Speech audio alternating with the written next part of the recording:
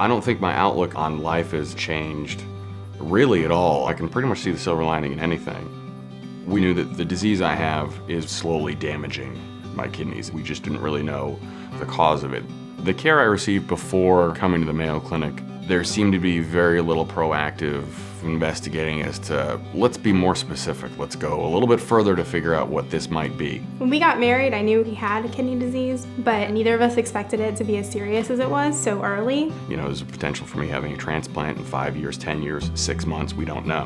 When Dennis came to Mayo Clinic, the most important thing was to make sure future generations didn't have to face the same task of potentially having to undergo renal transplant. My wife and I have talked about the potential of being able to pass this on.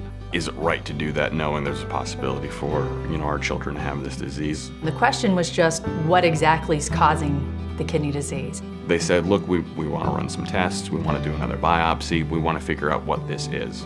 And I said, great. My wife and I are totally on board.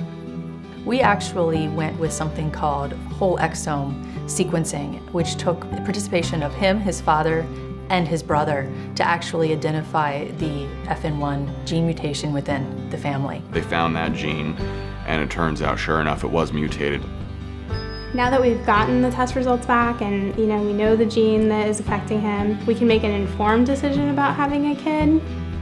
This positive test result gives him and his wife the option to pursue in vitro fertilization followed by pre-implantation genetic diagnosis to try to ensure that the next generation actually doesn't harbor this FN1 mutation themselves. The care and the information I've received from the Mayo Clinic has been really fantastic. To have the confidence in the people who look after your care is very settling. Mayo Clinic is always on the forefront, pushing ahead, trying to determine how the newest and greatest technologies can benefit not only us, but more importantly, our patients.